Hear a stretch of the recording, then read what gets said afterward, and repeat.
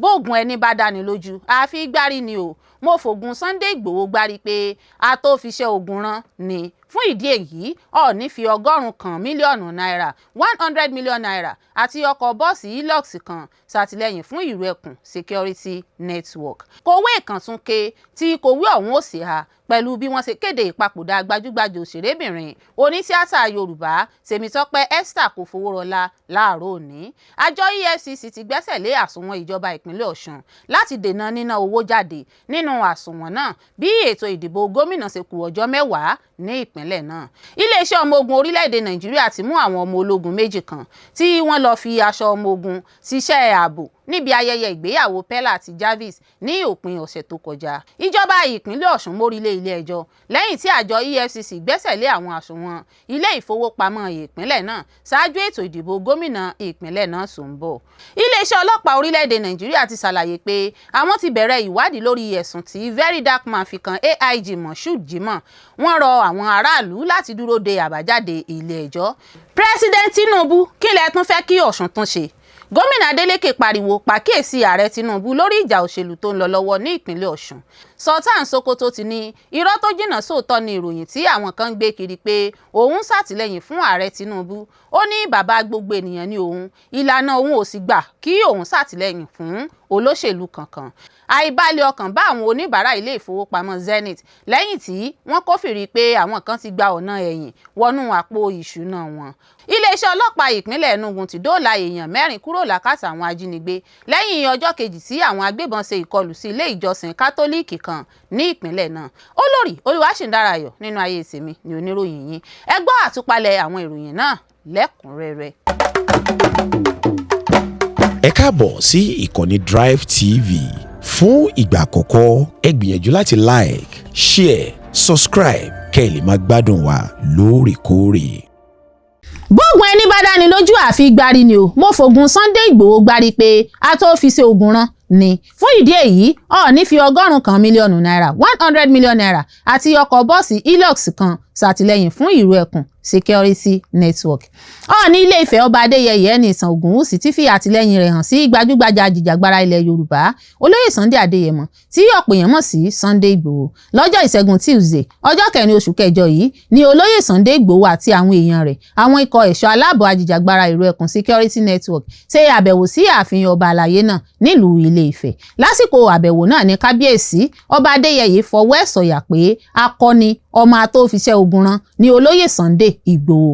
Gẹ́gẹ́ bí akọ̀ròyìn wa ní ìkànnì Drive TV tó fojú gan ni bí nǹkan ṣe ń lọ lásìkò àbẹ̀wò náà sì sọ, ó jẹ́ kó di mímọ̀ pé tẹ̀rín tọ̀yàyà ní Ọọ̀ni Ilé-Ifẹ̀ Ọba Adéyẹyè ṣe gbàlejò Olóyè Sunday Igboho àti àwọn èèyàn rẹ̀. Nínú ọ̀rọ̀ ọba àlàyé náà ò ní ohun ìwúrí ńlá ni Sunday Igboho ń ṣe fún ìran Yorùbá. Ó ní bí a bá ní akọni bíi ti Sunday Igboho yìí, ohun tí ó yẹ ni láti ṣàtìlẹ́yìn fún kí oníkálukú ó kó àwọn ohun tí ó ní jáde láti dájọ́ fún. Kábíyèsí Ọọ̀ni sọ pé ohun tí wọ́n máa ń ṣe fún irú alágbára kíkanjú bíi ti Sunday Igboho nílẹ̀ Yorùbá nìyẹn, oníkálukú á dá nǹkan jọ fún.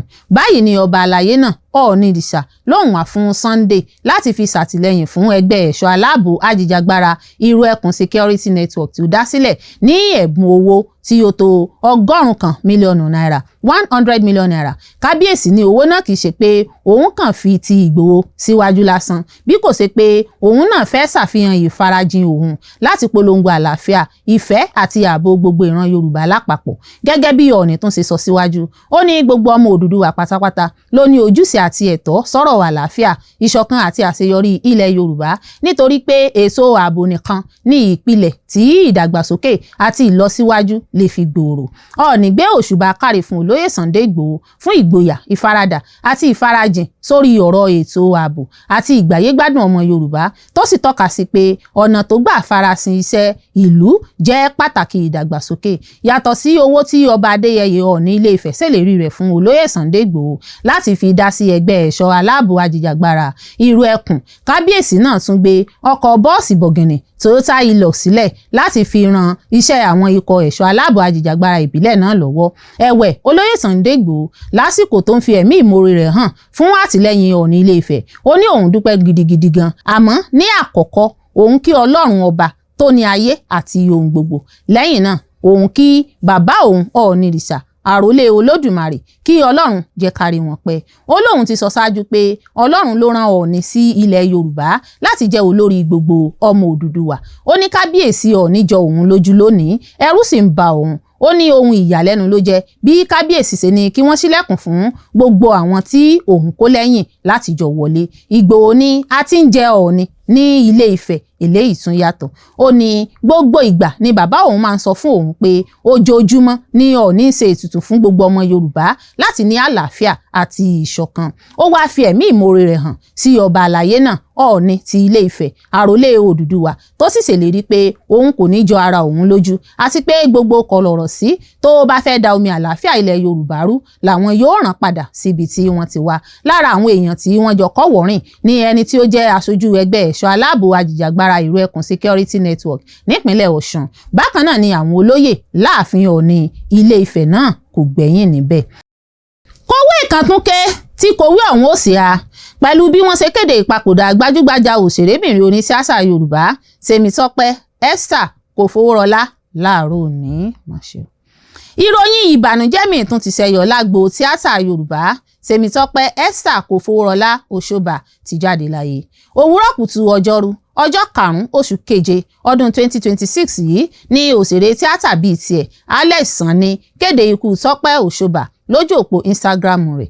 Lásìkò tí à ń kọ ìròyìn yìí a kò tí ì lè fìdí ohun tó pa gbajúmọ̀ òṣèrébìnrin náà múlẹ̀, àmọ́ ṣáájú ló ti kéde pé òun ní àìsàn jẹjẹrẹ ọyàn. Ó ṣe iṣẹ́ abẹ ní ìgbà méjì tó sì ń lo oògùn, kódà ó béèrè fún ìrànwọ́ owó lásìkò náà. Bí Alex tó kéde ikú náà ṣe gbé jáde ló kọ ọ̀rọ̀ arò sójú òpó náà pé mi ò lè sùn látìgbà tí mo ti gbọ́ ikú rẹ̀ lálẹ́ àná. Kò burú o, sunre o, arábìnrin mi ọ̀wọ́n Tèmítọ́pẹ́ Òṣóbà. Ó fi kún pé àwọn jọ lo ìgbà, àwọn sì jọ ní àwọn ìrírí tí kò ṣeé gbàgbé, àmọ́ ó ti tán báyìí, òun kò tiẹ̀ mọ ohun tí òun lè sọ. Lásìkò ìfọ̀rọ̀wérọ̀ tí BBC ṣe pẹ̀lú Tèmítọ́pẹ́ Òṣóbà nígbà ayé rẹ̀ ló ti ṣàlàyé kíkún nípa ohun tí àwọn dókítà sọ fún un lásìkò iṣẹ́ abẹ náà fún àìsàn ìtọ́jú jẹjẹrẹ ọyàn. Olóògbé Tọ́pẹ́ Òṣóbà tí kò tí ì bímọ kankan ṣàlàyé nígbà náà pé dókítà sọ pé òun gbọ́dọ̀ máa lo oògùn lọ fún ọdún 5, òun kò sì gbọ́dọ̀ bímọ láàrin àsìkò náà. Ó fi kún pé òun sunkún kíkorò, òun sì rò pé ṣé wọn yóò gé ọyàn náà kúrò ni àbí ohun tí yóò tilẹ̀ pa òun nìyẹn. Òṣèrébìnrin náà sọ pé òun kò ronú pé irú ìṣòro bẹ́ẹ̀ lè kan òun láyé, pàápàá nígbà tóun ti kọ àwọn ìwà kan sílẹ̀ tí òun kò sì jẹ ìjẹkújẹ tàbí mu ìmukúmu kankan mọ́. Àmọ́ lẹ́yìn tí wọ́n ṣiṣẹ́ abẹ náà ó ní òun bẹ̀rẹ̀ sí gbé ìgbé ayé àlàáfíà, ara òun sì le dáadáa títí di àsìkò tí Tọ́pẹ́ Òṣóbà papòdà yìí ló fi jẹ́ oníṣòwò. Bó ṣe ń ta ìrẹsì àpò ló ń ta àwọn nǹkan jíjẹ tó ń ṣe fúnra rẹ̀ tó sì máa ń polówó rẹ̀ lórí ayélujára. Àwọn ohun tó máa ń gbé jáde lójú òpó WhatsApp ẹ̀ máa ń kún fún ìpolówó ọjà rẹ̀ tó ń tà àbí níbi tí ó bá ti ń jọ́sìn nínú ìjọ Celestial tó ń lọ. Bákan náà ni Tọ́pẹ́ ẹni 40 ọdún máa ń ṣe àdúrà láti di ọlọ́mọ láyé, pàápàá nígbàkúùgbà táwọn èèyàn bá kéde pé àwọn di ọlọ́mọ lórí ayélujára. Lójijì ní ìròyìn ikú rẹ̀ balẹ̀ gùjẹ̀ lówùúrọ̀ ọjọ́ 5 oṣù kẹjọ ọdún 2026 yìí lẹ́yìn tí ọ̀pọ̀ èèyàn ti rò pé ó ti ṣẹ́gun jẹjẹrẹ ó sì ti ń gbé ìgbésí ayé àlàáfíà, àmọ́ ikú pa ojú Esther Kòfowórọlá Tèmítọ́pẹ́ Òṣóbà dé. Gbajúmọ̀ òṣèré náà kí ayé pé ó dìgbà ó ṣe. Gbajúmọ̀ òṣèré ni olóògbé Tèmítọ́pẹ́ Òṣóbà, ọmọ ìlú Abẹ́òkúta nípínlẹ̀ Ògùn sì ni. Ó ti kópa nínú ọ̀pọ̀lọpọ̀ iṣẹ́ orí ìtàgé lédè Yorùbá àti òyìnbó, bẹ́ẹ̀ ló sì ń ṣe púpọ̀ nínú eré ìgbàlódé tí a mọ̀ sí skit. Nǹkan bíi ọdún 2 sẹ́yìn ni Tọ́pẹ́ Òṣóbà lùgbàdì àìsàn jẹjẹrẹ ọmú nígbà tó kéde pé òun rí àpẹẹrẹ kòkòrò kékeré kan nínú ọmú náà. Òṣèré náà kéde pé òun lọ sílé ìwòsàn, wọ́n sì fìdí ẹ̀ múlẹ̀ pé wọ́n ní láti yọ kòkòrò ọyàn náà pẹ̀lú iṣẹ́ abẹ. Ó padà bẹ̀bẹ̀ owó lọ́wọ́ àwọn ọmọ Nàìjíríà láti fi ṣiṣẹ́ abẹ náà, wọ́n sì yọ ọ́. Lóṣù kejì ọdún 2025 ní BBC News Yorùbá ṣe ìfọ̀rọ̀wérọ̀ fún olóògbé Tọ́pẹ́ Òṣóbà. Ó sì ṣàlàyé nígbà náà pé kò wù òun láti tọrọ owó níta gbangba, àmọ́ nígbà tí kò sí ọ̀nà mìíràn tí owó náà sì gbọ́dọ̀ pé ló mú òun bẹ̀bẹ̀ ìrànlọ́wọ́. Kí Elédùmarè tẹ̀ sí afẹ́fẹ́ rere. Àjọ EFCC ti gbẹ́sẹ̀ lé àsùnwọ̀n ìjọba ìpínlẹ̀ Ọ̀ṣun láti dènà níná owó jáde nínú àsùnwọ̀n náà bí ètò ìdìbò gómìnà ṣe kù ọjọ́ 10 ní ìpínlẹ̀ náà. àjọ tó ń gbógun ti ṣíṣe owó ìlú kúmọkùmọ EFCC ti dí àsùnwọ̀n ìfowópamọ́ First Bank ìjọba ìpínlẹ̀ Ọ̀ṣun pa ní ó kù ọjọ́ mẹ́wàá péré ṣáájú ìdìbò gómìnà ìpínlẹ̀ náà. Gẹ́gẹ́ bí àwọn ìròyìn tí Vanguard fi síta fi hàn, àsùnwọ̀n ìfowópamọ́ náà tí wọ́n sọ pé ìjọba ń lò láti san owó oṣù àwọn òṣìṣẹ́ ní EFCC ti fi sí abẹ́ ìlànà post-note debit, èyí tó túmọ̀ sí pé kò sí owó tó lè jáde nínú àsùnwọ̀n náà. Ìṣẹ̀lẹ̀ yìí wáyé lẹ́yìn tí gómìnà Adémọ́lá Adélékè sọ pé EFCC ń gbìmọ̀ láti dí àwọn àsùnwọ̀n ìjọba ìpínlẹ̀ àti ti àwọn òṣìṣẹ́ àgbà kan pa ṣáájú ìdìbò ọjọ́ 15 oṣù kẹjọ. Ní fífi èsì sí ìṣẹ̀lẹ̀ náà, ìjọba ìpínlẹ̀ Ọ̀ṣun nípasẹ̀ kọmíṣánná fún ìròyìn àti àlàyé fún àwọn ará ìlú Kọ́lápọ̀ Álímì sọ pé ìgbésẹ̀ tí wọ́n gbé náà dàbí ìsapá láti da iṣẹ́ ìjọba rú bí ìdìbò ṣe ń sún mọ́lé. Gómìnà Adélékè sì tẹnumọ́ pé kò sí òfin kankan tó fìdí rẹ̀ múlẹ̀ pé wọ́n lè ti àsùnwọ̀n ìjọba ìpínlẹ̀ náà. Ó ní EFCC kò ní agbára lábẹ́ òfin láti gbé irú ìgbésẹ̀ bẹ́ẹ̀ sí ìjọba ìpínlẹ̀. Orísun kan tó súnmọ́ ìjọba tí kò fẹ́ kí wọ́n dárúkọ rẹ̀ jẹ́rìí pé wọ́n ti mú ìdènà bá àsùnwọ̀n náà. Ó ní mo lè jẹ́rìí pé EFCC ti dí àsùnwọ̀n ìjọba ìpínlẹ̀ náà. Kì í ṣe ẹ̀sùn mọ́. Gómìnà yóò bá àwọn akọ̀ròyìn sọ̀rọ̀ láìpẹ́ láti ṣàlàyé ipò náà fún gbogbo ènìyàn. Títí di àkókò tí à ń kó ìròyìn yìí jọ, EFCC kò tíì fi àlàyé kankan síta nípa ọ̀rọ̀ náà. Bẹ́ẹ̀ ni ìdí pàtó tí wọ́n fi dí àsùnwọ̀n náà kò tíì hàn kedere. Iléeṣẹ́ ọmọ ogun orílẹ̀-èdè Nàìjíríà ti mú àwọn ọmọ ológun méjì kan tí wọ́n lọ fi aṣọ ọmọ ogun ṣiṣẹ́ ààbò níbi ayẹyẹ ìgbéyàwó Pella àti Jarvis ní òpin ọ̀sẹ̀ tó kọjá. Iléeṣẹ́ ọmọ ogun Nàìjíríà ti fi páńpẹ́ òfin gbé ọmọ ogun méjì tí wọ́n ń ṣiṣẹ́ nínú iléeṣẹ́ ọmọ ogun Nàìjíríà nítorí ẹ̀sùn pé wọ́n kópa nínú ṣíṣe iṣẹ́ ààbò láìsí àṣẹ níbi ayẹyẹ ìgbéyàwó alárinrin olókìkí lórí TikTok Habib Hamzat tí ọ̀pọ̀ èèyàn mọ̀ sí Pella àti Jarvis. Gẹ́gẹ́ bí Sahara Reporter ṣe ròyìn, àwọn orísun inú iléeṣẹ́ ọmọ ogun sọ ní alẹ́ ọjọ́ Ìṣẹ́gun pé mímú àwọn ọmọ ogun náà wáyé lẹ́yìn tí ìròyìn tó dájú fi hàn pé wọ́n kópa nínú iṣẹ́ ààbò tí kò ní àṣẹ níbi ayẹyẹ ìgbéyàwó náà tí ó wáyé ní Lẹ́kì ní ìpínlẹ̀ Èkó ní òpin ọ̀sẹ̀ tó kọjá. Orísun ológun gíga kan sọ pé wọ́n mú àwọn ọmọ ogun náà ní òwúrọ̀ ọjọ́ Ìṣẹ́gun tí ìwádìí sì ti bẹ̀rẹ̀ lórí ọ̀rọ̀ náà. Orísun náà sọ pé àwọn tí wọ́n mú ni Private Ọ̀nàsànyà Ìfẹ́olúwa, ọmọ ẹ̀ka 81 Division Medical Services and Hospital, àti Private Upai Oyinkechi, ẹni tí ó tún ṣiṣẹ́ ní ẹ̀ka 81 DMSH ní Ọbalẹ́ndé, Èkó. Ó ní lẹ́yìn tí a gba ìròyìn tó dájú pé àwọn ọmọ ogun kan kópa nínú iṣẹ́ ààbò tí kò ní àṣẹ níbi ayẹyẹ ìgbéyàwó olókìkí Pella ní Lẹ́kì, a mú Private Ọ̀nàsànyà Ìfẹ́olúwa àti Private Upai Oyinkechi ní òwúrọ̀ òní. Ìwádìí àkọ́kọ́ ti bẹ̀rẹ̀ láti mọ̀ bí wọ́n ṣe kópa nínú ọ̀rọ̀ náà àti láti mọ̀ bóyá àwọn ọmọ ogun mìíràn tún ní ìbáṣepọ̀ pẹ̀lú rẹ̀. Àwọn àlàyé míì yóò tẹ̀síwájú bí ìwádìí ṣe ń lọ. Mímú àwọn ọmọ ogun náà wáyé lẹ́yìn tí àwọn fídíò láti ibi ayẹyẹ ìgbéyàwó náà tàn káàkiri lórí ayélujára tí wọ́n sì fi hàn pé àwọn ènìyàn tí wọ́n wọ aṣọ ọmọ ogun ń ṣe iṣẹ́ ààbò fún díẹ̀ lára àwọn olókìkí tó wà níbi ayẹyẹ náà. Nínú ọ̀kan lára àwọn fídíò tó fa ọ̀pọ̀ àríyànjiyàn, a rí ẹni tí wọ́n sọ pé ó jẹ́ ọmọ ogun Nàìjíríà tí ó ń ṣiṣẹ́ bí olùṣètò ààbò fún olókìkí TikTok kan, Mvana, nígbà tí ó ń rìn pẹ̀lú rẹ̀ láàrin ọ̀pọ̀ ènìyàn. Fídíò náà mú kí ọ̀pọ̀ ọmọ Nàìjíríà máa bẹ̀rẹ̀ sí béèrè ìdí tí wọ́n fi lo àwọn ọmọ ogun fún iṣẹ́ ààbò níbi ayẹyẹ aládàáni tí àwọn olókìkí àti àwọn gbajúmọ̀ lórí ayélujára ṣètò. Ayẹyẹ ìgbéyàwó Pella àti Jarvis tó wáyé ní Lẹ́kì ní òpin ọ̀sẹ̀ tó kọjá kó ọ̀pọ̀ àwọn akọrin, àwọn olókìkí lórí ayélujára àti àwọn aláwàdà lórí ayélujára jọ. Àwọn fídíò ayẹyẹ náà sì di gbajúgbajà lórí àwọn oríṣiríṣi pẹpẹ ayélujára. Bí ó tilẹ̀ jẹ́ pé ayẹyẹ náà di ọ̀kan lára àwọn ìṣẹ̀lẹ̀ tó lókìkí jùlọ ní òpin ọ̀sẹ̀, ó tún fa àríyànjiyàn lẹ́yìn tí àwọn fídíò fi hàn pé àwọn ènìyàn tó wọ aṣọ ọmọ ogun ṣàkóso ìwọlé sí àwọn apá kan níbi tí ayẹyẹ náà ti wáyé, wọ́n sì ń bá àwọn àlejò kan rìn. Ọmọ ogun Nàìjíríà ti máa ń tẹnumọ́ pé kò bófin mu fún ọmọ ogun tó ń ṣiṣẹ́ láti ṣe iṣẹ́ ààbò aládàáni tàbí kópa nínú fífi ara rẹ̀ ṣe iṣẹ́ ààbò láìsí ìfọwọ́sí àti àṣẹ tó yẹ. Ìjọba ìpínlẹ̀ Ọ̀ṣun mórílé ilé ẹjọ́ lẹ́yìn tí àjọ EFCC gbẹ́sẹ̀ lé àwọn àsùnwọ̀n ilé ìfowópamọ́ ìpínlẹ̀ náà ṣáájú ètò ìdìbò gómìnà ìpínlẹ̀ náà tó ń bọ̀. Agbẹjọ́rò àgbà àti kọmíṣánná fún ètò ìdájọ́ ní ìpínlẹ̀ Ọ̀ṣun, Olúwọlé Jimmy Bada, ṣàlàyé pé ní ọjọ́rú gómìnà ti fún òun ní àṣẹ láti lọ sí ilé ẹjọ́ lòdì sí àjọ EFCC lẹ́yìn tí wọ́n gbẹ́sẹ̀ lé àwọn àsùnwọ̀n ìjọba ìpínlẹ̀ náà.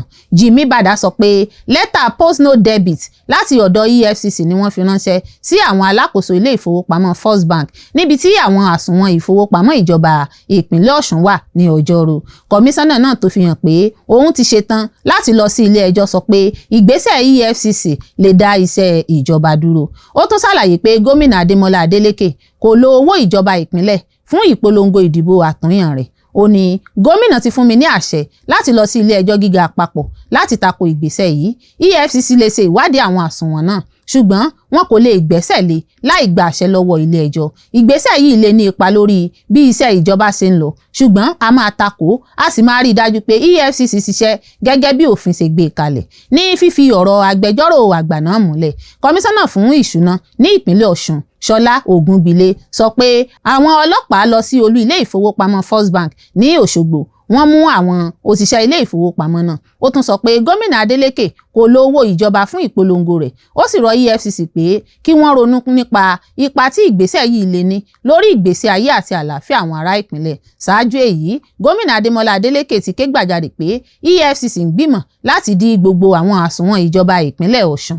Nínú àtẹ̀jáde kan tí kọmíṣánná fún ìròyìn àti àlàyé fún àwọn ará ìlú Kọlápọ̀ Álímì fọwọ́ sí ní ọjọ́rú, gómìnà náà sọ pé a tún gbọ́ pé EFCC múra láti dí àwọn àsùnwọ̀n àwọn òṣìṣẹ́ àgbà nínú ilé ìjọba ìpínlẹ̀ náà. Gómìnà náà sọ pé bí ìròyìn náà bá jẹ́ òtítọ́, ìgbésẹ̀ bẹ́ẹ̀ jẹ́ àpẹẹrẹ tó ga jùlọ sí àìbọ̀wọ̀ fún òfin. Ó ní ète láti dí àwọn àsùnwọ̀n ìjọba ìpínlẹ̀ jẹ́ ìsapá láti dá gbogbo iṣẹ́ ìjọba dúró ṣáájú ìdìbò gómìnà ọjọ́ 15 oṣù kẹjọ. Ó tún tẹnumọ́ pé kò sí ìdí tàbí àṣẹ lábẹ́ òfin kankan tó fi yẹ kí wọ́n dí àwọn àsùnwọ̀n ìjọba ìpínlẹ̀. Ó sọ pé EFCC kò ní agbára lábẹ́ òfin láti dí àsùnwọ̀n ìjọba ìpínlẹ̀ kan. Iléeṣẹ́ ọlọ́pàá orílẹ̀-èdè Nàìjíríà ti ṣàlàyé pé àwọn ti bẹ̀rẹ̀ ìwádìí lórí ẹ̀sùn tí Very Dark Man fi kan AIG Moshood Jimoh. Wọ́n rọ àwọn aráàlú láti dúró de àbájáde ilé ẹjọ́. Iléeṣẹ́ ọlọ́pàá orílẹ̀-èdè Nàìjíríà ti ṣàlàyé pé àwọn ti bẹ̀rẹ̀ ìwádìí lórí ọ̀rọ̀ olùrànlọ́wọ́ olùṣàyẹ̀wò gbogbogbò ọlọ́pàá Assistant Inspector General of Police AIG Moshood Jimoh tó ń ṣàkóso Zone 2 Command lẹ́yìn àwọn ẹ̀sùn tí Martins Ose, ẹni tí ọ̀pọ̀ èèyàn mọ̀ sí Very Dark Man, fi kàn lórí ẹ̀rọ ayélujára. Nínú àlàyé tí ọlọ́pàá ṣe, wọ́n sọ pé àwọn ti pe AIG Jimoh wá fún ìbéèrè gẹ́gẹ́ bí ara ìwádìí nínú iléeṣẹ́ ọlọ́pàá nígbà tí ẹjọ́ ọ̀daràn tó ní í ṣe pẹ̀lú àwọn ẹ̀sùn náà sì ti wà níwájú ilé ẹjọ́. Wọ́n tún sọ pé wọ́n ti pe Martins Ose Very Dark Man láti wá fi ẹ̀rí tó lè fìdí àwọn ẹ̀sùn rẹ̀ múlẹ̀ hàn. Èyí wà nínú ìkéde tí agbẹnusọ ọlọ́pàá orílẹ̀-èdè náà CSP Ani Iniedu fi síta ní ọjọ́ Ìṣẹ́gun. Gẹ́gẹ́ bí ìkéde náà ṣe sọ, iléeṣẹ́ ọlọ́pàá orílẹ̀-èdè Nàìjíríà ti ṣàkíyèsí àwọn ọ̀rọ̀ àti ìjíròrò tó ń lọ lórí ayélujára láti ọ̀dọ̀ Martins Vincent Ose, ẹni tí a mọ̀ sí Very Dark Man, nípa AIG tó ń ṣàkóso Zone 2 Lagos àti ẹjọ́ ọ̀daràn kan tó ń lọ. A fẹ́ ṣàlàyé òtítọ́ ọ̀rọ̀ náà àti ibi tí ìlànà ilé ẹjọ́ àti ìwádìí iléeṣẹ́ ọlọ́pàá dé. Ọlọ́pàá ṣàlàyé pé àwọn ti ṣe ìwádìí ẹjọ́ ọ̀daràn tí à ń sọ̀rọ̀ rẹ̀, ó sì ti dé iwájú ilé ẹjọ́ tó ní àṣẹ láti gbọ́ ẹjọ́ náà lẹ́yìn ìmọ̀ràn tí Directorate of Public Prosecution DPP fún wọn. Nítorí pé ẹjọ́ náà ti wà níwájú ilé ẹjọ́, wọ́n sọ pé ilé ẹjọ́ nìkan ló ní agbára láti ṣe ìdájọ́ rẹ̀. Ọlọ́pàá fi kún pé àwọn ò ní dá ẹjọ́ náà lórí ayélujára, bẹ́ẹ̀ ni àwọn ò ní jẹ́ kí ìpolongo tàbí àwọn ọ̀rọ̀ àwọn ènìyàn lórí ayélujára ní ipa lórí ìdájọ́ ilé ẹjọ́. Wọ́n tún ṣàlàyé pé AIG tó ń ṣàkóso Force Criminal Investigation Department FORCID ti pé AIG Moshood Jimoh wá fún ìbéèrè nípa àwọn ẹ̀sùn tí Very Dark Man gbé kalẹ̀. Gẹ́gẹ́ bí ìkéde náà ṣe sọ, ní 30 oṣù keje ọdún 2026, FORCID ní Àbújá fi lẹ́tà ìpè ránṣẹ́ sí Very Dark Man kí ó wá sí ọ́fíìsì wọn ní Àbújá láti fi ẹ̀rí tó lè fìdí àwọn ẹ̀sùn tó ti ń sọ ní gbangba múlẹ̀. Ọlọ́pàá sọ pé gbogbo àwọn ìgbésẹ̀ wọ̀nyí fi hàn pé àwọn ní ìfẹ́ gidi láti ṣe ìwádìí gbogbo ẹ̀sùn tó ní ìdí láìka ipò ọlọ́pàá tó kàn tàbí ẹni tó fi ẹ̀sùn náà kàn sí. Punch Online sọ pé fún ọ̀sẹ̀ mélòó kan sẹ́yìn, Very Dark Man ti fi àwọn fídíò sórí ayélujára níbi tí ó ti ń fi ẹ̀sùn ìbàjẹ́ kan AIG Jimoh. Ó sọ pé nígbà tí AIG Jimoh jẹ́ kọmíṣánná ọlọ́pàá ní ìpínlẹ̀ Èkó, àwọn ọlọ́pàá tó wà lábẹ́ àbójútó rẹ̀ fi ẹ̀sùn irọ́ kan oníṣòwò Ahmed Tajudeen Akanbi nípa ikú Sheriff Ìṣọ̀lá tàbí Ìṣọ̀lá Salami ní oṣù kẹrin ọdún 2023 àti Prince Adémọ́lá Akínlóye ní oṣù kẹjọ ọdún 2024 ní agbègbè Ajíran Etí Ọ̀ṣà ní ìlú Èkó. Very Dark Man tún sọ pé àwọn afurasí méjì tí wọ́n mú ní oṣù kìíní ọdún 2026 kọ́kọ́ jẹ́wọ́ pé àwọn ní ọwọ́ nínú ikú Salami ṣùgbọ́n wọn kò dárúkọ Àkànbí. Ó tún fi ẹ̀sùn kàn wọ́n pé àwọn gbólóhùn tó tẹ̀lé tí wọ́n fi dárúkọ Àkànbí jẹ́ àbájáde ìfipámú tàbí ìfìyàjẹni tí wọ́n fi dárúkọ Àkànbí. Nínú àwọn fídíò rẹ̀, VDM máa ń pe AIG Jimoh níjà láti fi àwọn gbólóhùn àkọ́kọ́ tí àwọn afurasí náà ṣe hàn. Ó sọ pé bí ó bá ṣẹlẹ̀ pé òun kò sọ òtítọ́, ó yẹ kí òun gba ìjìyà gẹ́gẹ́ bí òfin ṣe sọ. Ó tẹ̀síwájú pẹ̀lú gbígbé àwọn fídíò míì jáde ní àwọn ọ̀sẹ̀ tó tẹ̀lé níbi tí ó tuntun sọ fún àwọn ẹ̀sùn náà tí ó sì ń kéde pé kí wọ́n ṣe àtúnyẹ̀wò ẹ̀rí náà lọ́nà tó tọ́ àti láìsí ojúsàájú. Ní apá kejì, ọlọ́pàá tún sọ pé gbogbo ọ̀rọ̀ ìbáwí àwọn ọlọ́pàá ni a máa ń ṣe gẹ́gẹ́ bí òfin àti ìlànà orílẹ̀-èdè Police Act 2020, Police Regulation Force Orders àti àwọn ìlànà míì tó wúlò fún ìbáwí. Wọ́n ṣàlàyé pé gbogbo ọmọ Nàìjíríà ní ẹ̀tọ́ lábẹ́ òfin láti sọ èrò wọn àti láti béèrè pé kí àwọn iléeṣẹ́ ìjọba ṣe ojúṣe wọn. Síbẹ̀, wọ́n kìlọ̀ pé òmìnira ọ̀rọ̀ kò túmọ̀ sí pé ènìyàn lè máa tan ẹ̀sùn tí kò ní ẹ̀rí ká tàbí ba orúkọ ẹlòmíràn jẹ́. Ọlọ́pàá tún sọ pé bí ìwádìí bá fi hàn pé ọlọ́pàá kankan jẹ̀bi, yóò dojúkọ ìjìyà gẹ́gẹ́ bí òfin ṣe sọ. Ṣùgbọ́n bí a bá rí i pé ẹ̀sùn irọ́ ni a fi kan ọlọ́pàá tàbí iléeṣẹ́ náà láti ba orúkọ wọn jẹ́, ó lè yọrí sí ìgbésẹ̀ òfin. Ọlọ́pàá rọ Martins Ose Very Dark Man pé kó gba ìpè tí 4CID fi ránṣẹ́ sí kí ó sì jẹ́ kí ìwádìí inú iléeṣẹ́ ọlọ́pàá àti ìlànà ilé ẹjọ́ máa lọ ní ìbámu pẹ̀lú òfin. Ọlọ́pàá fi kún pé iléeṣẹ́ ọlọ́pàá Nàìjíríà dúró lórí òfin, ìbáwí àti ojúṣe. Wọ́n sọ pé kò sí ọlọ́pàá kankan tó ga ju òfin lọ, bẹ́ẹ̀ ni àwọn kò ní fojú fo ẹ̀dùn ọkàn àwọn èèyàn àti pé wọn kò ní dá ọlọ́pàá kankan lẹ́bi láì tẹ̀lé gbogbo ìlànà tí òfin gbé kalẹ̀. President Tinubu, kí lẹ tún fẹ́ kí Ọ̀ṣun tún ṣe? Gómìnà Adeleke pariwo pàkíyèsí ààrẹ Tinubu lórí ìjà òṣèlú tó ń lọ lọ́wọ́ ní ìpínlẹ̀ Ọ̀ṣun. Gómìnà ìpínlẹ̀ Ọ̀ṣun Adémọ́lá Adeleke ti ké sí ààrẹ Bọ́lá Ahmed Tinubu pé kí ó kíyèsí ìṣẹ̀lẹ̀ ìfìyàjẹ ìpànìyàn tí wọ́n sọ pé ó ń ṣẹlẹ̀ sí àwọn èèyàn ìpínlẹ̀ Ọ̀ṣun. Ó ní àwọn ènìyàn Ọ̀ṣun kò ní jẹ́ kí ẹnikẹ́ni ṣẹ̀rù bà wọ́n tàbí ba ètò ìdìbò ọjọ́ 15 oṣù kẹjọ jẹ́. Nígbà tó ń bá àwọn olólùfẹ́ rẹ̀ sọ̀rọ̀ níbi ìpolongo kan ní Òṣogbo, gómìnà sọ pé láàrin oṣù mẹ́ta sẹ́yìn, ọmọ ẹgbẹ́ Accord 7 ni wọ́n ti pàdánù ẹ̀mí wọn. Ẹni tó lé ní 20 sì ti farapa nípasẹ̀ ìbọn nígbà tí ó lé ní 100 tó ti wà ní àhámọ́ ọlọ́pàá lórí ẹ̀sùn tí wọn kò mọwọ́ mẹsẹ̀. Gẹ́gẹ́ bí ó ti wí, ó ní òun fẹ́ jẹ́ kí ààrẹ mọ̀ pé àwọn ènìyàn òun ni wọ́n ń pa lójoojúmọ́. Ó ní ibi tí ó burú dé, àwọn kan nínú ọlọ́pàá ń bá àwọn ọmọ ìṣọ̀ta ẹgbẹ́ òṣèlú APC ṣiṣẹ́ láti ṣèkọlù sí àwọn ènìyàn ìpínlẹ̀ Ọ̀ṣun. Gómìnà Adeleke ní ààrẹ ìpínlẹ̀ Ọ̀ṣun ṣẹ̀jẹ̀, àwọn sì nílò ìgbésẹ̀ kíákíá láti ọ̀dọ̀ ààrẹ. Ó ní àwọn tó fẹ́ tọwọ́ bọ ìdìbò Ọ̀ṣun ti gbàgbé ìsàn ohun tí ó ti ṣẹlẹ̀ ṣáájú. Ó wá rawọ́ ẹ̀bẹ̀ sí ààrẹ Tinubu pé kí wọ́n dáàbò bo ìjọba tiwantiwa. Gómìnà náà ní ohun tí àwọn fẹ́ ní ìdìbò òtítọ́ àti òdodo, kí ìtàjẹ̀sílẹ̀ fífi ẹ̀mí àwọn aláìṣẹ̀ ṣòfò sì dáwọ́ dúró. Ó ní àwọn ọmọ ẹgbẹ́ òṣèlú APC kan lo orúkọ ààrẹ Bọ́lá Tinubu láti pa àti láti fìyà jẹ àwọn ará Ọ̀ṣun ní ìtumọ̀ sí tí ó túmọ̀ sí pé wọ́n ń ba orúkọ ààrẹ jẹ́. Òun wá sọ fún ààrẹ pé kí wọ́n pe mínísítà Gbóyèga Oyètọ́lá àti sẹ́nítọ̀ Francis Fádáhùnsì sí àtúnṣe lórí ìpànìyàn àti ìfarapa àwọn ènìyàn Ọ̀ṣun. Ó ní ewu ńlá ni ìṣẹ̀lẹ̀ náà sí ìjọba tiwantiwa. Ó ní ètò ìdìbò Ọ̀ṣun ti di ohun tí gbogbo orílẹ̀-èdè ń wò, gbogbo àgbáyé náà sì ń kíyèsí. Ó ní àwọn aṣojú orílẹ̀-èdè òkèèrè ń kíyèsí ìṣẹ̀lẹ̀ tó ń ṣẹlẹ̀. Àwọn ẹgbẹ́ àjọ ajàfẹ́tọ̀ọ́ ọmọnìyàn nílé àti lókè òkun náà sì ti bẹ̀rẹ̀ sí kíyèsí ohun tó ń ṣẹlẹ̀ àti ohun tí ó máa ṣẹlẹ̀ lásìkò ètò ìdìbò. Gómìnà ní ààrẹ gbọ́dọ̀ hùwà gẹ́gẹ́ bí bàbá orílẹ̀-èdè torí àwọn ti fi àtìlẹ́yìn hàn fún sáà kejì ààrẹ. Ó ní dípò kí wọ́n máa pa àwọn ènìyàn, ó yẹ kí gbogbo àwọn olùkópa fi ìfẹ́ hàn sí àwọn ará Ọ̀ṣun. Àwọn ará Ọ̀ṣun kò ní gba gbogbo ìhàlẹ̀ àti ìdẹ́rùbà rògbòdìyàn tó ń ṣẹlẹ̀. Wọ́n fẹ́ kí ìbò wọn jẹ́ kíkà. Wọn yóò dúró ṣinṣin pé kí ìbò wọn jẹ́ kíkà. Wọn yóò sì tako gbogbo ìgbìmọ̀ láti gbà wọ́n lọ́wọ́ ẹ̀ṣọ́ láti yan olórí tí wọ́n fẹ́. Ní apá kejì, àwọn olórí ẹgbẹ́ Accord níbi ìpàdé ìpolongo mìíràn ní Òṣogbo sọ pé ìpànìyàn àti mímú àwọn olórí ẹgbẹ́ náà kò ní dá àtúnyàn gómìnà Adeleke dúró ní ọjọ́ 15 oṣù kẹjọ. Olùdarí gbogbogbò ìpolongo ìmọ́lẹ̀ Sẹ́nẹ́tọ̀ Lérí Oyèwùmí sọ pé APC àti àwọn ọlọ́pàá kan ti bẹ̀rẹ̀ sí mú àwọn olórí ẹgbẹ́ Accord, ṣùgbọ́n gbogbo ohun tí wọ́n ń ṣe kò ní dá ìṣẹ́gun gómìnà Adeleke dúró. Ó ní àwọn ará Ọ̀ṣun náà sì ti pinnu láti dìbò, wọ́n sì máa dáàbò bo ìbò wọn. Àwọn ènìyàn ṣe àtìlẹ́yìn fún gómìnà Adeleke torí iṣẹ́ rere rẹ̀ ni. Bí wọ́n sì ṣe ń pa àwọn aláìṣẹ̀ mú kí àwọn ènìyàn túbọ̀ fẹ́ dìbò wọn fún gómìnà Adeleke ni.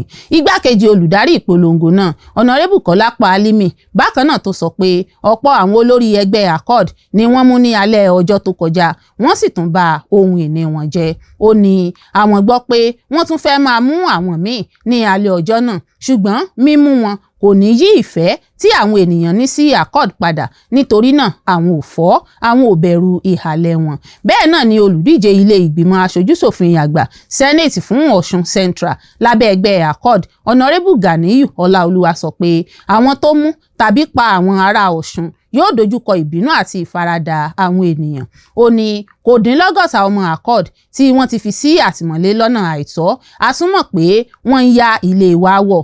Síbẹ̀ a ti pinnu láti tún gómìnà wa dìbò pẹ̀lú àtìlẹ́yìn ńlá láti ọ̀dọ̀ àwọn ènìyàn. Lẹ́yìn ìpàdé náà, gómìnà Adeleke bá ẹgbẹ́ àwọn alápà àti àwùjọ Haúsá pàdé, wọ́n sì fi àtìlẹ́yìn wọn hàn fún àtúnyàn rẹ̀ lẹ́ẹ̀kejì. Sultan Sokoto ti ní irọ́ tó jìnnà sóòótọ́ ni ìròyìn tí àwọn kan gbé kiri pé òun ṣàtìlẹ́yìn fún ààrẹ Tinubu. Ó ní ìgbàgbà gbogbo ènìyàn ní òun, ìlànà òun ò sì gbà kóun ṣàtìlẹ́yìn fún olóṣèlú kankan. Sultan ti Sokoto, Alhaji Muhammad Sa'ad Abubakar ti sọ pé irọ́ tó jìnnà sóòótọ́ ni pé òun ṣàtìlẹ́yìn fún ààrẹ Bọ́lá Ahmed Tinubu láti tún díje dupò fún ìgbà kejì ní ọdún 2027. Ó tẹnumọ́ pé òun ò ní olùdíje kankan tí òun yàn láàyò nínú ìdìbò ààrẹ ọdún 2027. Sultan ṣe àlàyé yìí lẹ́yìn àwọn ìròyìn tí ń lọ káàkiri lórí ẹ̀rọ ayélujára tó ń sọ pé òun ti ké sí àwọn ọmọ Nàìjíríà láti ṣe àtìlẹ́yìn fún ààrẹ Bọ́lá Tinubu kí ó tún lè wọlé sí ipò ààrẹ ní ọdún 2027. Nínú ìkéde kan tí olùrànlọ́wọ́ rẹ̀ lórí ìròyìn Prince Basil Adefaka fọwọ́ sí, Sultan ṣàpèjúwe àwọn ìròyìn náà gẹ́gẹ́ bí èké. Ó sọ pé ipò tí òun wà gẹ́gẹ́ bí bàbá gbogbo ọmọ Nàìjíríà kò jẹ́ kí òun lè fara mọ́ ẹgbẹ́ òṣèlú kankan. Gẹ́gẹ́ bí àtẹ̀jáde náà ṣe sọ, Sultan fi hàn pé kò sí olùdíje kankan tó jẹ́ àyànfẹ́ òun lára àwọn tó fẹ́ díje fún ipò ààrẹ ní ọdún 2027, àti pé òun kò ní ṣe àtìlẹ́yìn fún olùdíje kankan yálà ní gbangba tàbí ní ìkọ̀kọ̀. Apá kan nínú ìkéde náà sọ pé ẹgbẹ́ tó ń bójútó ìròyìn Sultan Sokoto, Alhaji Muhammad Sa'ad Abubakar, ti rí ìròyìn kan tó ń tàn lórí ayélujára tó ń sọ pé Sultan ti pe àwọn ọmọ Nàìjíríà láti ṣe àtìlẹ́yìn fún ààrẹ Bọ́lá Ahmed Tinubu kí ó tún lè wọlé ìdìbò fún ipò ààrẹ ní ọdún 2027. Ìdáhùn wa ni pé irú ọ̀rọ̀ bẹ́ẹ̀ kò lè wá láti ọ̀dọ̀ Sultan, torí pé gẹ́gẹ́ bí bàbá gbogbo ọmọ Nàìjíríà kò lè sọ irú ọ̀rọ̀ bẹ́ẹ̀ ní gbangba tàbí ní ibòmíràn. Sultan náà sọ pé ojúṣe òun gẹ́gẹ́ bí olórí ìbílẹ̀ àti olórí ẹ̀sìn kò fààyè gbà láti máa ṣe àtìlẹ́yìn fún ẹgbẹ́ òṣèlú kankan. Ilẹ̀kùn ilé rẹ̀ sì ṣí sílẹ̀ fún gbogbo ọmọ Nàìjíríà láìka ẹgbẹ́ òṣèlú tàbí ìgbàgbọ́ òṣèlú wọn sí. Ó tún ṣàlàyé pé ipò tí òun wà ń béèrè pé kí òun jẹ́ ẹni tí ó faramọ́ ẹgbẹ́ kankan, nítorí náà kò yẹ kí òun fi àtìlẹ́yìn hàn fún olùdíje òṣèlú kan ju ẹlòmíràn lọ kí ìdìbò orílẹ̀-èdè tó wáyé. Àtẹ̀jáde náà tún ṣàpèjúwe àwọn ìròyìn tó so orúkọ Sultan mọ́ ìpolongo ìdìbò ààrẹ Tinubu fún ọdún 2027 gẹ́gẹ́ bí ìròyìn tí a fi ète búburú ṣe àti ìgbìmọ̀ láti fa Sultan wọnú ẹgbẹ́ òṣèlú. Gẹ́gẹ́ bí àlàyé náà ṣe sọ, irú ìròyìn bẹ́ẹ̀ kò fi àwọn ìlànà tí Sultan ti máa ń tẹ̀lé fún ọ̀pọ̀ ọdún tó dá lórí ìdájọ́ òdodo, ìfaramọ́ gbogbo ènìyàn àti ìṣọ̀kan orílẹ̀-èdè hàn. Sultan tún ṣàlàyé pé òun yóò máa bá gbogbo ọmọ Nàìjíríà pàdé pọ̀ pẹ̀lú àwọn olóṣèlú àti àwọn olùdarí ìjọba láì jẹ́ pé òun ṣe àtìlẹ́yìn fún ẹgbẹ́ òṣèlú tàbí olùdíje kankan. Ó fi kún pé ilẹ̀kùn ilé Sultan wà ní ṣíṣí sílẹ̀ fún ẹnikẹ́ni tó bá fẹ́ wá sí ọ̀dọ̀ rẹ̀ láìka ẹgbẹ́ òṣèlú tàbí èrò òṣèlú ẹni náà sí. Sultan ti fi hàn ní gbogbo ìgbà pé òun jẹ́ bàbá gbogbo ènìyàn, òun sì máa bá gbogbo ọmọ Nàìjíríà lò ní ìdọ́gba láìsí ìyàsọ́tọ̀. Àlàyé yìí wáyé ní àsìkò tí àwọn ìgbòkègbodò òṣèlú àti àfojúsọ́nà sí ìdìbò gbogbogbò ọdún 2027 ti ń pọ̀ sí, níbi tí orúkọ àwọn olórí orílẹ̀-èdè àti àwọn olórí ìbílẹ̀ ti máa hàn nínú àwọn ìròyìn tàbí ìpolongo lórí ayélujára. Àìbalẹ̀ ọkàn bá àwọn oníbàárà ilé ìfowópamọ́ Zenith lẹ́yìn tí wọ́n kófìrí pé àwọn kan ti gba ọ̀nà ẹ̀yìn wọnú àpò ìṣúná wọn. Ìbẹ̀rùbojo ti gba ọkàn àwọn oníbàárà iléeṣẹ́ ìfowópamọ́ Zenith Bank lẹ́yìn tí àwọn èèyàn kan gba ọ̀nà ẹ̀yìn wọ inú àpò ìṣúná àwọn oníbàárà náà láti ní àǹfààní sí àwọn àkọsílẹ̀ nípa wọn. Zenith Bank fúnra rẹ̀ ló fìdí ọ̀rọ̀ náà múlẹ̀ nínú àtẹ̀jíṣẹ́ tó fi ránṣẹ́ sí àwọn oníbàárà ọ̀hún lọ́jọ́ Ìṣẹ́gun. Gẹ́gẹ́ bí wọ́n ṣe sọ, lára àwọn àlàyé tí àwọn èèyàn náà rí nípa àwọn oníbàárà wọn ni email address àti ẹ̀rọ ìbáraẹnisọ̀rọ̀ àwọn oníbàárà náà. Zenith fìdí rẹ̀ múlẹ̀ pé kì í ṣe àwọn nìkan ni wọ́n dojú ìṣẹ̀lẹ̀ náà kọ nítorí ó kan àwọn iléeṣẹ́ míì pẹ̀lú. Ilé ìfowópamọ́ náà ní bó tilẹ̀ jẹ́ pé ìṣẹ̀lẹ̀ ọ̀hún wáyé, ojú òpó àwọn iléeṣẹ́ náà kò lulẹ̀, bẹ́ẹ̀ ni àwọn oníbàárà sì lè dúnàdúrà láwọn ojú òpó ọ̀hún. Ó ní a rọ àwọn oníbàárà wa kí wọ́n ṣọ́ra fún àtẹ̀jíṣẹ́ email, àtẹ̀jíṣẹ́ orí ẹ̀rọ ìléwọ́ àti ìpè orí aago. Ẹ máa ṣọ́ ọ̀rọ̀ ìkọ̀kọ̀ tí ẹ fi ń wọ inú àpò ìṣúná, PIN àti OTP tàbí àwọn nǹkan míì tó jọ bẹ́ẹ̀ fún ẹnikẹ́ni. Nínú àtẹ̀jíṣẹ́ tí Zenith Bank fi ránṣẹ́ sí àwọn oníbàárà wọn, wọ́n ní oníbàárà wa tòótọ́ a ti bẹ̀rẹ̀ ìwádìí lórí bí àwọn kan ṣe láǹfààní sí àwọn àlàyé díẹ̀ nínú èyí tí ẹ̀rọ ìbánisọ̀rọ̀ àti email wà nínú rẹ̀. Ìṣẹ̀lẹ̀ yìí jẹ́ ọ̀kan lára àwọn irú rẹ̀ tó ṣẹlẹ̀ káàkiri àgbáyé. Ní kété tí a kófìrí rẹ̀ ní a tètè ṣe àwọn ohun tí ó tọ́ láti dáàbòbo àlàyé yìí gẹ́gẹ́ bí oníbàárà wa. Gbogbo àwọn ojú òpó ìfowóránṣẹ́ wa ló wà ní digbí tí gbogbo rẹ̀ sì ń ṣiṣẹ́ bó ṣe yẹ. Gẹ́gẹ́ bí ọ̀nà láti dáàbòbò yín, a rọ àwọn oníbàárà wa kí wọ́n ṣọ́ra fún àtẹ̀jíṣẹ́ email, àtẹ̀jíṣẹ́ orí ẹ̀rọ ìléwọ́ àti ìpè orí aago. Ẹ má sọ ọ̀rọ̀ ìkọ̀kọ̀ tí ẹ fi ń wọ inú àpò ìṣúná yín, PIN àti OTP tàbí àwọn nǹkan míì tó jọ bẹ́ẹ̀ nípa àpò ìṣúná yín fún ẹnikẹ́ni. Àfojúsùn wa ni láti dáàbòbo àwọn oníbàárà wa àti gbogbo àlàyé nípa wọn tó wà lákàtà wa. Lẹ́yìn náà ni wọ́n kéde àwọn ẹ̀rọ ìbánisọ̀rọ̀ àti àpò email tí àwọn èèyàn lè máa pè tí wọ́n bá kófìrí ohun àjèjì nínú àpò ìṣúná tàbí áàpù wọn. Iléeṣẹ́ ọlọ́pàá ìpínlẹ̀ Enugu ti dóòlà èèyàn 4 kúrò lákàtà àwọn ajínigbé lẹ́yìn ọjọ́ kejì tí àwọn agbébọn ṣe ìkọlù sí ilé ìjọsìn kátólíìkì kan ní ìpínlẹ̀ náà. Iléeṣẹ́ ọlọ́pàá ìpínlẹ̀ Enugu ti kéde pé àwọn ti dóòlà àwọn èèyàn 4 tí àwọn ajínigbé gbé nínú ìṣẹ̀lẹ̀ méjì ọ̀tọ̀ọ̀tọ̀ tí wọ́n ṣe ní ìpínlẹ̀ Enugu àti ní ààlà ìpínlẹ̀ náà pẹ̀lú ìpínlẹ̀ Benue. Èyí ṣẹlẹ̀ ní àwọn ọjọ́ díẹ̀ lẹ́yìn tí àwọn jàǹdùkú agbébọn ya wọ ilé ìjọsìn kátólíìkì kan ní ìjọba ìbílẹ̀ Udi tí wọ́n sì jí àwọn olùjọ́sìn kan gbé pẹ̀lú akẹ́kọ̀ọ́ ilé ẹ̀kọ́ àlùfáà kan. Àmọ́ àwọn tí wọ́n dóòlà nínú ìṣẹ̀lẹ̀ tuntun yìí kì í ṣe àwọn olùfaragbá nínú ìkọlù ilé ìjọsìn náà.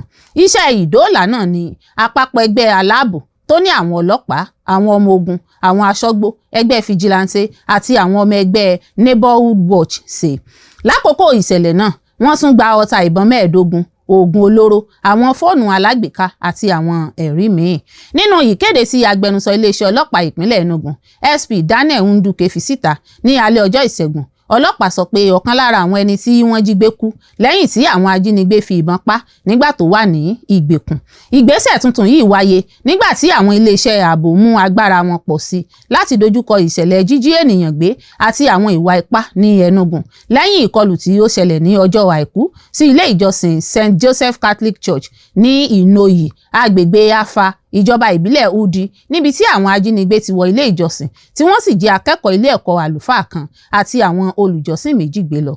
SP Nduke sọ pé ìṣẹ̀lẹ̀ àkọ́kọ́ yọrí sí ìdóòlà àwọn ọkùnrin 2 tí wọ́n jí gbé ní ọjọ́ 3 oṣù kẹjọ ọdún 2026 ní Ezimoulo, ìjọba ìbílẹ̀ Udenu.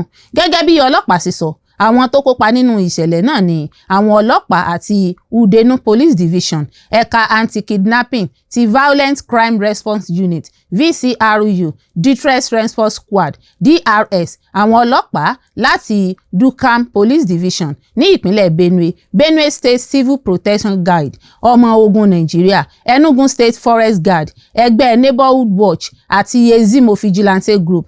Ọlọ́pàá sọ pé ìṣẹ̀lẹ̀ náà tún ní àtìlẹ́yìn láti inú ètò Handshake Patrol tí Inspector General of Police dá sílẹ̀ láti mú kí ìfọwọ́sowọ́pọ̀ láàrin àwọn iléeṣẹ́ ààbò ní àwọn ìpínlẹ̀ tó fẹ̀gbẹ́kẹ̀gbẹ́ dára sí i. Wọ́n dóòlà àwọn ọkùnrin 2 náà láìsí ìfarapa ní nǹkan bíi aago 2 ọ̀sán kò gún ìṣẹ́jú lọ́jọ́ 4 oṣù kẹjọ ọdún 2026 ní Ìkẹlẹ́ Òwúpa community ìjọba ìbílẹ̀ Ògbádìbò ní ìpínlẹ̀ Benue lẹ́yìn ìjà ìbọn gbígbóná tó wáyé láàrin àwọn agbófinró àti àwọn ajínigbé. Ọlọ́pàá sọ pé àwọn ajínigbé sálọ pẹ̀lú ọgbẹ́ ọta ìbọn lẹ́yìn ìjà náà. Lára àwọn ohun tí wọ́n rí ní ibi ìfarapamọ́ àwọn ajínigbé náà ni ọta ìbọn 15, àwọn fóònù Android àwọn olùfaragbá, kọ́kọ́rọ́ ọkọ̀ ayọ́kẹ́lẹ́ wọn, àwọn fóònù alágbèéká míì àti àwọn ohun èlò wọn, ìgò oògùn olóró, àwọn ohun èlò oògùn olóró náà, aṣọ àti 11,800. Lẹ́yìn náà wọ́n ṣe ìfọ̀rọ̀wánilẹ́nuwò pẹ̀lú àwọn ọkùnrin náà, wọ́n sì dá wọn padà sọ́dọ̀ àwọn ẹbí wọn. Nínú ìṣẹ̀lẹ̀ mìíràn, àwọn ọlọ́pàá láti Umabo Police Division ẹ̀ka anti-kidnapping ti FZRU Enugu State Forest Guard àti ẹgbẹ́ Neighborhood Watch dóòlà àwọn èèyàn 2 mìíràn. Àwọn wọ̀nyí ni wọ́n jí gbé ní ọjọ́ 21 oṣù keje ní Amupa Village, Ogbozara Community ní ìjọba ìbílẹ̀ Nsukka. Síbẹ̀ ọlọ́pàá sọ pé ẹnì kẹta tí wọ́n jí gbé pọ̀ mọ́ wọn kò yè lákòókò ìṣẹ̀lẹ̀ náà. Gẹ́gẹ́ bí ọlọ́pàá ṣe sọ, ẹni náà kú nítorí ọgbẹ́ ọta ìbọn tí wọ́n ní àwọn ajínigbé yìn mọ́ nígbà tó wà ní ìgbèkùn. Lẹ́yìn náà wọ́n rí òkú rẹ̀ tó ti bẹ̀rẹ̀ sí bàjẹ́ nínú igbó lákòókò ìṣẹ̀lẹ̀ ìgbàlà náà. Àwọn èèyàn 2 tó yè ni wọ́n dóòlà láàyè, wọ́n sì ṣe ìfọ̀rọ̀wánilẹ́nuwò pẹ̀lú wọn kí wọ́n tó dá wọn padà sọ́dọ̀ àwọn ẹbí wọn. Kọmíṣánná ọlọ́pàá ìpínlẹ̀ Enugu Mama Beatrice Giwa gbóríyìn fún gbogbo àwọn agbófinró tó kópa nínú àwọn ìṣẹ̀lẹ̀ náà. Ó sọ pé àṣeyọrí ìgbàlà náà fi hàn pé ìfọwọ́sowọ́pọ̀ tó dára wà láàrin gbogbo àwọn iléeṣẹ́ ààbò. Ó tún pàṣẹ pé kí gbogbo àwọn ẹgbẹ́ tó kópa máa tẹ̀síwájú pẹ̀lú ìṣàwárí àwọn ajínigbé tó sálọ. Ó sì tún ṣèlérí pé iléeṣẹ́ ọlọ́pàá yóò máa tẹ̀síwájú nínú ìjà lòdì sí àwọn oníwà ipá ní gbogbo ìpínlẹ̀ Enugu. Ó tún rọ àwọn ará ìpínlẹ̀ náà pé kí wọ́n máa ṣọ́ra kí wọ́n sì máa fi ìmọ̀ràn tó dájú fún àwọn iléeṣẹ́ ààbò láti lè dènà àwọn ìṣẹ̀lẹ̀ ọ̀daràn. Ìṣẹ̀lẹ̀ ìdóòlà tuntun yìí ṣẹlẹ̀ nígbà tí ìbànújẹ́ àti ìbẹ̀rù ààbò sì wà ní Enugu lẹ́yìn ìkọlù sí ilé ìjọsìn St. Joseph Catholic Church ní Inoyi Afa Community níbi tí àwọn ajínigbé ti jí àwọn olùjọ́sìn gbé lákòókò ìjọsìn. Iléeṣẹ́ ọlọ́pàá ìpínlẹ̀ Enugu ti jẹ́rìí tẹ́lẹ̀ pé ìkọlù náà ṣẹlẹ̀. Wọ́n sì sọ pé ní ìbẹ̀rẹ̀ àwọn ènìyàn 3 ni wọ́n jí gbé kúrò ní ilé ìjọsìn náà kí àwọn agbófinró tó bẹ̀rẹ̀ iṣẹ́ ìtúsílẹ̀. Gẹ́gẹ́ bí ọlọ́pàá sì sọ, ọ̀kan lára àwọn olùfaragbá náà ni wọ́n gbà láìpẹ́ lẹ́yìn ìkọlù náà nígbà tí àwọn agbófinró lépa àwọn ajínigbé. Wọ́n sì sọ pé ìsapá ṣì ń lọ láti gba àwọn tó kùlà. Ìkọlù sí ilé ìjọsìn náà ti fa ìdálẹ́bi láti ọ̀dọ̀ àwọn olórí ẹ̀sìn, àwọn olóṣèlú àti àwọn ẹgbẹ́ àwùjọ oríṣiríṣi káàkiri orílẹ̀-èdè. Olórí Olúwaṣìndáráyọ̀ nínú ayé tèmi ni oníròyìn yín. Ẹ ṣé púpọ̀ fún gbígbọ́ àti wíwò tí ẹ ń wò wá. Ojú tí ẹ fi ń wò wá kò ní fọ́, etí tí ẹ fi ń gbọ́ wá kò ní dì. Yóò sì dára fún yín.